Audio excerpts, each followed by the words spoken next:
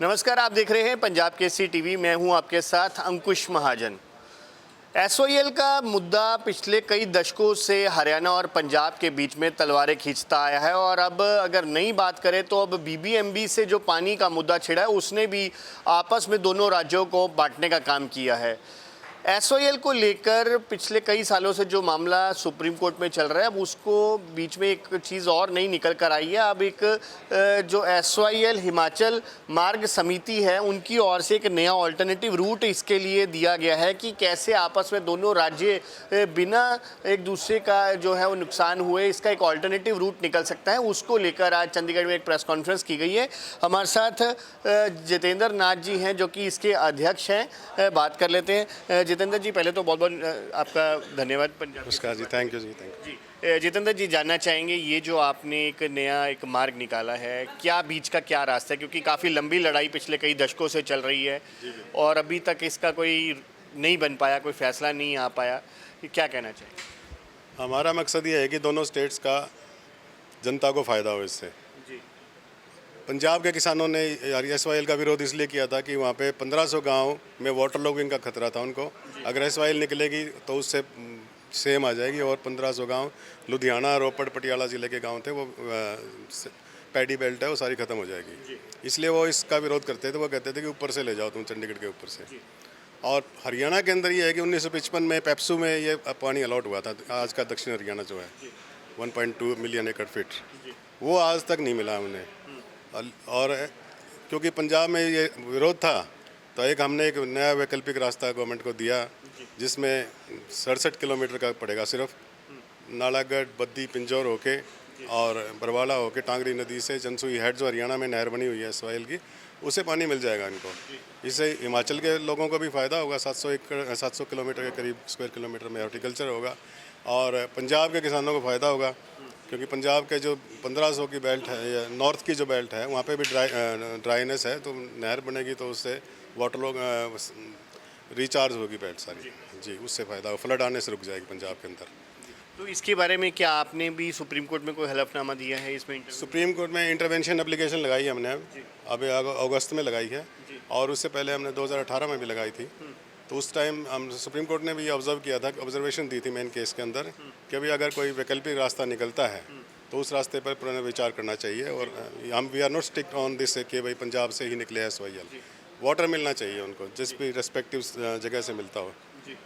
तो क्या दोनों राज्यों के साथ भी आपके कोई इसके बारे में लेकर कोई मीटिंग वगैरह हुई? हमारे हरियाणा स्टेट के सभी लोगों से बात हुई है, हिमाचल से बात हुई। यहाँ के हम मुख्यमंत्री पहले जो थे उनसे मिले थे, तो प्रपोजल हमने दिया था उनको सारा। और यही है कि भाई हम आज हालात ये हैं कि पंजाब के अंदर भी ड्राई हो गया क्योंकि वहाँ पे इंफ्रास्ट्रक्चर ही नहीं है नहरों का। हरियाणा के अंदर इंफ्रास्ट्रक्चर है तो लेकिन पानी नहीं है। और पंजाब में 5-6 नदियाँ निकलती हैं, कम से कम रिचार्ज तो हो जाता है। हरियाणा के अंदर तो एक भी रिवर नहीं है जिससे कि वो हो जाए, रिचार्ज हो जाए ऐसा। और हरियाणा में सलाइन वाटर है सारा, साउथ हरियाणा से लेके सरसा से लेके साइड, तो वो यूजेबल नहीं है, ना तो एग्रीकल्चर के लिए यूजेबल है, ना ही पानी पीने के लिए है। तो इसलिए ये अगर सॉल्यूशन निकलता है, वैसे हर साल ये डाटा है हमारे पास बीबीएमबी का, ये बीबीएमबी का डाटा है जी। ये पूरा पानी 50 लाख एकड़ लैंड का पानी, 4.9 मिलियन एकड़ फीट पानी हर साल एनुअली 20 साल का डाटा है अक्रॉस द पाकिस्तान बॉर्डर जाता है हमारे, जो कि हमारे पूरे पंजाब और हरियाणा को दोनों को पानी दे सकता है कंप्लीट। तो ये जो दोनों सभी लीडर्स हैं वो सारे आपस में मिलकर सारी लड़ाइयाँ लड़ रहे हैं। जनता, दोनों प्रदेशों की जनता के को इन्होंने बहुत ही उस गिरद पे पहुँचा दिया क्योंकि दोनों एग्रीकल्चर बेस्ड स्टेट हैं। 70% पॉपुलेशन हरियाणा की है और 80% पॉपुलेशन एग्री बेस्ड पंजाब में है। पर अब मुद्दा एक और साथ में आ गया है, बीबीएमबी के पानी का मुद्दा भी सामने आ गया है। पीने के पानी का संकट जो हरियाणा के सामने खड़ा हूँ, उसको लेकर अब दोनों राज्यों में एक बार फिर से तलवारें खींची है, उस पर क्या कहें? बीबीएमबी एक्ट में भी और सुप्रीम कोर्ट एक्ट में भी प्रोविज़न है और ऑनरेबल सुप्रीम कोर्ट ने भी दिया हुआ है कि ये जो भाखड़ा नंगल कॉम्प्लेक्स है 13 किलोमीटर का है, ये भाखड़ा नंगल डैम से और नंगल बैराज तक, जहाँ से नंगल से एसवाईएल निकलती है, एसवाईएल का जो है, और इस बैराज में से बीबीएमबी की ड्यूटी यही है कि भाई दोनों जो पानी अलॉट हो रहा है स्टेट्स को जितना, वो उनका रिलीज़ करके दे पाएंगे। नहीं, पर पंजाब का ये कहना है कि जो अकॉर्डिंग टू एक्ट है वो हरियाणा को उसका बनता हुआ पानी दे चुके हैं, 20 मई तक जो आना था। वो तो BBMP ने डिसाइड करना है, पंजाब ने तो डिसाइड ही नहीं करना इस बारे में। पंजाब अच्छा ये तो फ्लो करता है पानी को, कोटा कोई इशू नहीं है। हाँ अब बारिश होगी, अब ज़्यादा पानी आ गया जी तो ये पानी वाटर चलता रहता है जी। और रिजर्वायर्स में पानी की कोई कमी नहीं है। जी ये 1973 से लेके अभी तक पोंग डैम और भाखड़ा डैम में 85% से ऊपर पानी रहता है हमेशा फुल। तो दोनों स्टेटों के लिए कोई इशू नहीं है पानी की कमी का। अब बस नियत का इशू है लीडर्स के। ये सारे आपस में एक दूसरे को जनता को दिखाते हैं। अब मिलके ऑल पार्टी मीटिंग कर ली आज हमने, आज हरियाणा कर रहा है, कल पंजाब कर रहा था।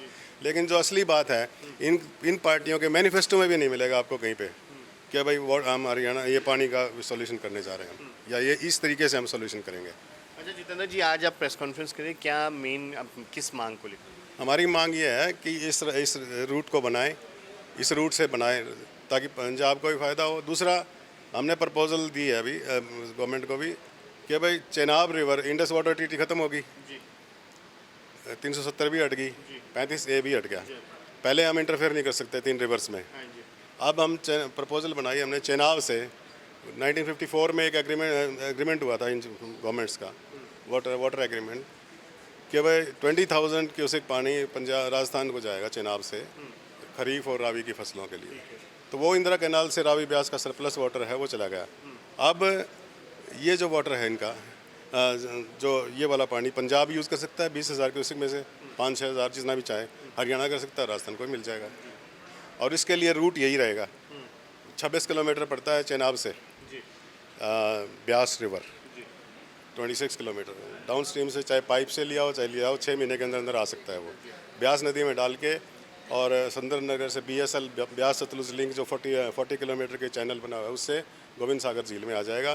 गोविंद सागर झील से भाखड़ा डैम क्रॉस करके आप तीनों स्टेटों को दे सकते हैं पानी। अच्छा एक बार फिर हम जितेंद्र जी जानना चाहेंगे, जो रूट आपने बनाया वो क्या रूट है, अभी किस रूट से वो आ रहा है? डंडी करा है हाँ। जो अभी तक प्रोजेक्टेड अब जो हमने रूट बनाया है वो ये है भाखड़ा डैम से, और जब सतलुज नदी निकलती है, सतलुज रिवर निकलती है तो वो 13 किलोमीटर तक पंजाब बॉर्डर, 13 किलोमीटर टोटल है कॉम्प्लेक्स, जिसमें से 11 किलोमीटर हिमाचल प्रदेश की टेरिटरी है।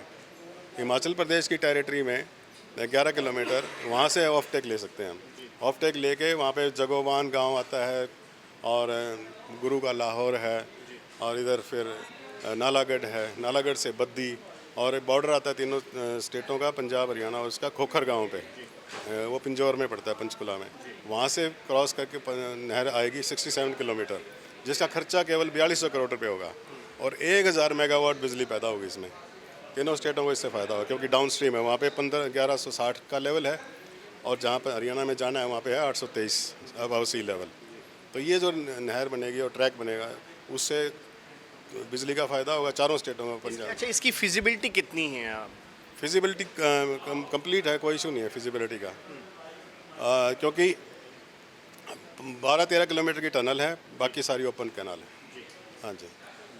तो लगता है कि इसके ऊपर कुछ काम हो सकता है, क्योंकि आपने कहा कि सुप्रीम कोर्ट में भी आपने एप्लीकेशन लगाई है इंटरवेंशन की, तो ये इसलिए लगाई कि भाई वो इंफ्रास्ट्रक्चर हो चुकी है वैसे भी पंजाब के अंदर।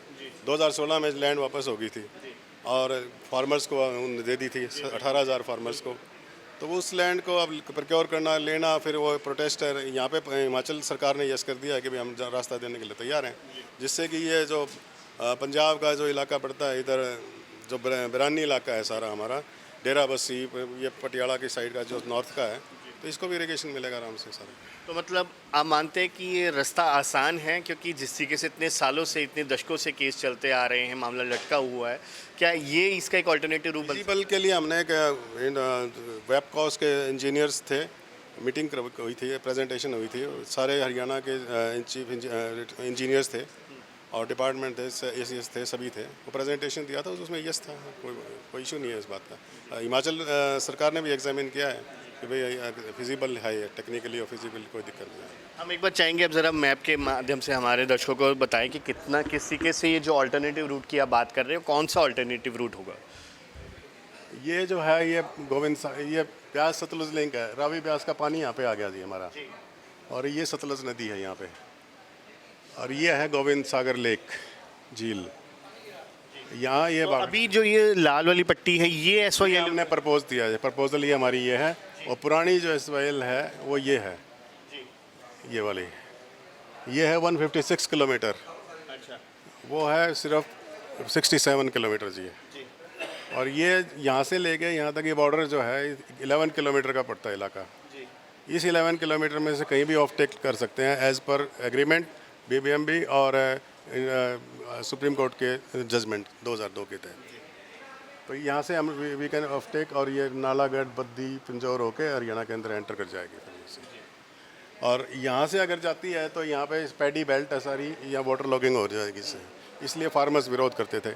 राज्यपाल जी और ने भी प्रपोजल कई बार एजिटेशन जो किए थे पंजाब के फार्मर्स ने, उन्होंने सिर्फ इस बात के लिए किए थे कि यहाँ पे वो हो जाएगी 78 के अंदर, 77 में, 86 में, और ये इस बात पे जो किलिंग्स हुई थी फार्मर उनकी लेबरर्स की, वो इसी वजह से हुई थी। गवर्नमेंट ने, पंजाब गवर्नमेंट ने कहा कि हम यहाँ से एडामेंट हैं, यहीं से शुरू करवाया था काम। तो उनकी मांग ये थी कि सभी की यहाँ से पानी लिया जाए ऊपर से। हाँ जी, तो ये वाटर अगले आता है, और जो पाकिस्तान में जा रहा है इस रास्ते से एसवाईएल, ये सतलुज नदी जा रही है, ये 4.9 मिलियन एकड़ फीट पानी पर ईयर जा रहा है। ये बीबीएमबी का डाटा है और सरकार का डाटा है। तो ये हमें सिर्फ हमारे जो हिस्से का पानी है वही रोकना है। अदरवाइज़ जब ये ट्रीटी, अब ट्रीटी जो कैंसिल हुई है, इस ट्रीटी की वजह से 42% पानी हमें कम मिल रहा था, मतलब 42% हमारा शेयर बनता था, इक्विटेबल जो अवेलेबल वाटर है उसमें से मिला हुआ है हमें केवल 16%। तो ये इन रिवर्स का झेलम और चेनाब का हम पानी यूटिलाइज कर सकते हैं इमीडिएटली विद इन 6 मंथ्स। हाँ, उसको लिफ्ट करके वाटर से, वाटर जैसे लिफ्ट सिस्टम इरिगेशन चलता है उससे भी लिफ्ट करके जल्दी से ला सकते हैं, ताकि पाकिस्तान को भी जाने से रुक जाएगा और पाकिस्तान का इलाज भी हो जाएगा। और हमारे जो शहीद होते हैं हरियाणा का, हर मामले में एक जवान शहीद होता है डेली, तो वो खून भी नहीं बगैर पानी भी हमारे मिल जाएगा। ये बहुत शुक्रिया जी। सो बिल्कुल ये थे जितेंद्र नाथ, जो कि बता रहे थे कि जो पिछले कई दशकों से लटका हुआ जो मामला एसवाईएल का, सतलुज यमुना लिंक नहर का, उसका एक ऑल्टरनेटिव रूट निकाला जा सकता है और उस पूरे कन्फ्लिक्ट से बचा जा सकता है, जिस तरीके से ये मामला सुप्रीम कोर्ट में लंबित है। उधर भी इनकी ओर से एक जो है एक एप्लीकेशन लगाई गई है, और ताकि उसमें भी इंटरवीन किया जा सके। लेकिन ये प्रोजेक्टेड जो एक मामला है काफ़ी ज़्यादा लंबे अरसे से लटका हुआ है, और अब बीबीएमबी के मुद्दे ने भी इस मुद्दे को और गर्मा दिया है। वीडियो जर्नलिस्ट अनिल कुमार के साथ अंकुश महाजन, पंजाब केसरी टीवी, चंडीगढ़।